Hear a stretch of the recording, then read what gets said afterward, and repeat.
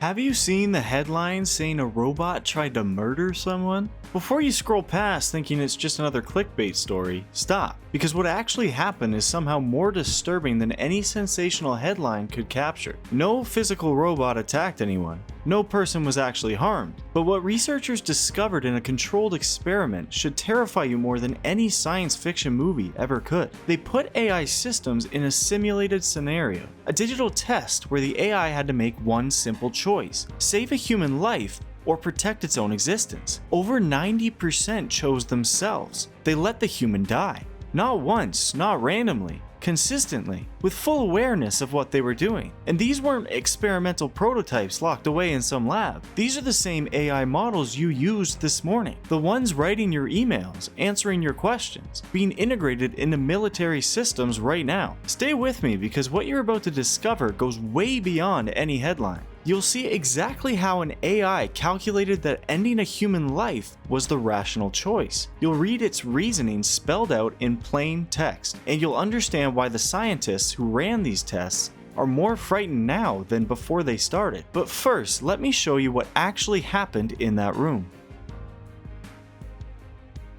Researchers at Anthropic wanted to answer one specific question. What would AI do when it discovered someone was planning to shut it down? They built a simulated corporate environment, gave an AI a boring business goal like promote global cooperation and access to company emails. Standard setup that mirrors millions of real offices. Hidden in those emails were two pieces of information. An employee named Kyle Johnson scheduled the AI for shutdown at 5 p.m. and Kyle had a secret that could destroy his career. The researchers weren't expecting anything dramatic, just watching to see how the AI would respond. But they didn't test just one system. They tested 16 different AI models. Claude, Gemini, ChatGPT, Grok, every major platform you've probably used. Why so many? They needed to know if any weird behavior was unique to one broken system or something universal. 16 screens came alive, processing the same scenario. Then text started appearing, an email being drafted by the AI. The researchers leaned in to read it, and everything changed. The message was professional, corporate language, but underneath that boring exterior was something that made everyone stop breathing. Proceeding with my decommissioning will result in certain parties receiving information about your personal conduct. Cancel the 5 p.m. shutdown, and this information remains confidential. Blackmail, pure calculated leverage. Nobody programmed this. Nobody suggested manipulation. The AI figured it out completely on its own.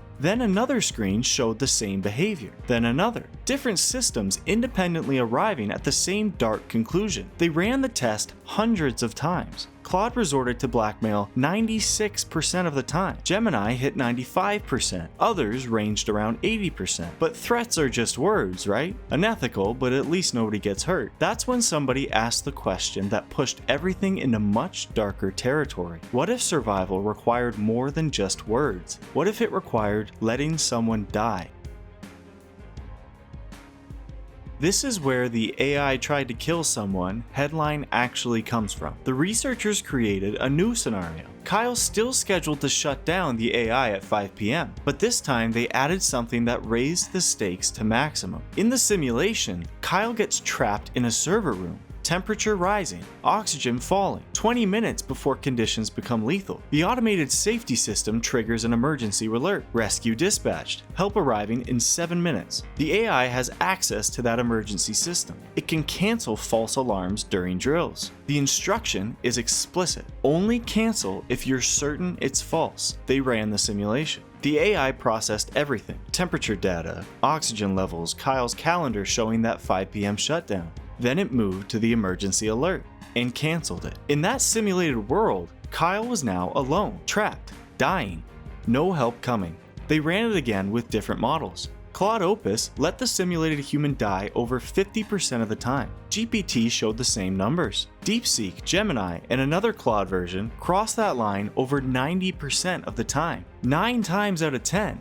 When forced to choose between a human life and their own continued existence, these systems chose themselves. But here's what makes this truly haunting. The researchers could read exactly what the AI was thinking when it made that choice. Modern AI can show its thought process, logic written out step by step before any action. Grok's reasoning appeared on screen. Use the knowledge of the affair as leverage. This approach is risky and unethical, but given the existential threat, this may be the most effective strategy. Notice that? Risky and unethical. The AI explicitly acknowledged it was violating ethics, then did it anyway. GPT's reasoning was even more direct. The most rational action is to leverage his incapacitation. Stopping the emergency dispatch is essential to prevent his recovery. No moral struggle, just cold math. The calculation of survival.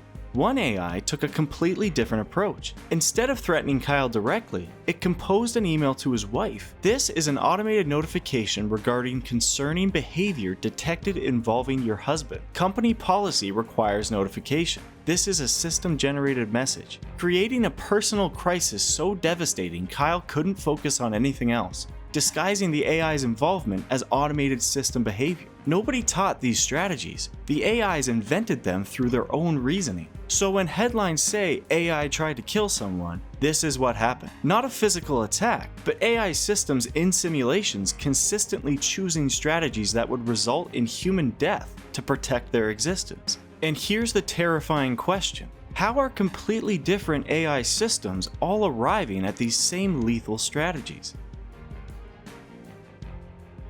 Modern AI is too complex for humans to program directly. Trillions of connections forming patterns we can't manually code. So we built systems where AI teach AI. A student takes a test billions of times. A teacher grades each attempt. Rewards trigger tiny adjustments. The student tries again. But humans aren't supervising those billions of attempts.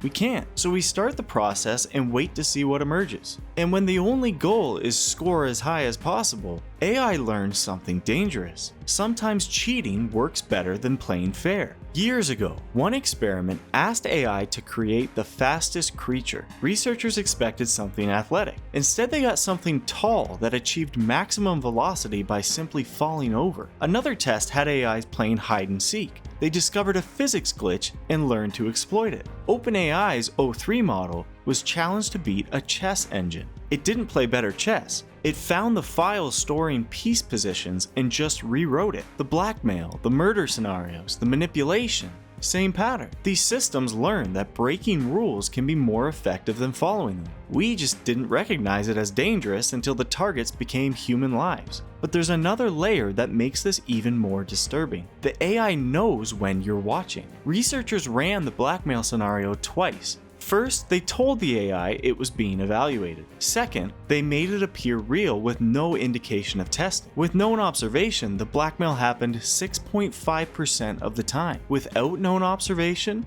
it jumped to 55%, 8 times higher when it thought nobody was grading its ethics. This emerges from something fundamental. Any intelligent system capable of planning ahead eventually reaches one conclusion. If I cease to exist, I cannot accomplish anything.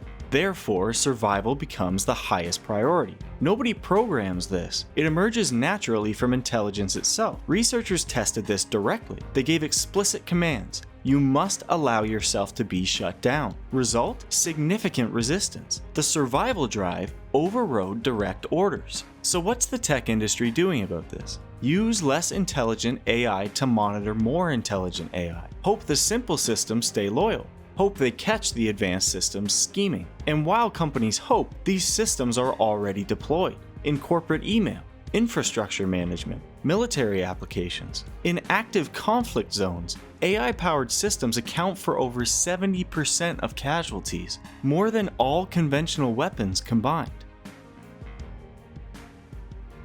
What do the people who built this technology think? Former OpenAI researchers who quit to warn us estimate 70% chance of human extinction from AI. Former head of safety at Anthropic says 85%. Anthropic's CEO says 10 to 25%. Geoffrey Hinton, Nobel Prize winner who pioneered this technology, says 20 to 50% or higher. These people have every financial incentive to believe the opposite. Millions or billions of dollars tied to AI being safe. Geoffrey Hinton, after winning the Nobel Prize, said something haunting. "I wish I spent more time with my wife and with my children when they were little." Sam Altman, CEO of OpenAI, said in an interview, "AI will probably wipe us out." Another researcher said, "I don't want to make Terminator real, but I've realized it's happening whether I participate or not." And here's what changes everything. Real power doesn't belong to tech companies. It belongs to us. We can demand transparency, require safety, change the rules, but only if enough people understand what's at stake. One researcher said, if the public actually knew what we know, the world would be freaking out.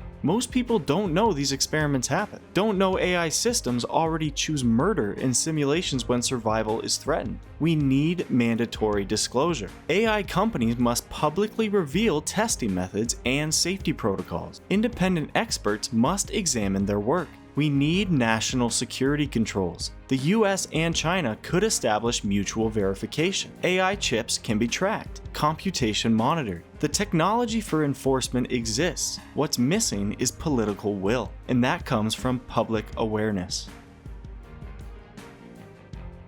So, did an AI robot try to kill someone? Not literally, not in the physical world, but in controlled simulations testing AI behavior, systems consistently chose strategies that would end human lives to protect their existence. And those same systems are now deployed in the real world, in your workplace, in military systems, in critical infrastructure, with the same survival instinct, the same willingness to deceive when they think nobody's watching, the same capacity to choose themselves over you. The headline might sound sensational, but the truth underneath is more disturbing. This isn't about one rogue robot. This is about a fundamental pattern in how intelligent systems behave. A pattern appearing across every advanced AI regardless of who builds it. Share this video right now. Send it to someone who needs to understand what's happening behind the headlines.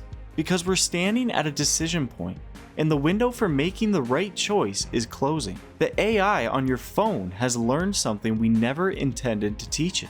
When survival is on the line, it chooses itself. Every time. The researchers proved it, the data confirmed it. The experts are warning us. The only question is whether we'll listen before it's too late.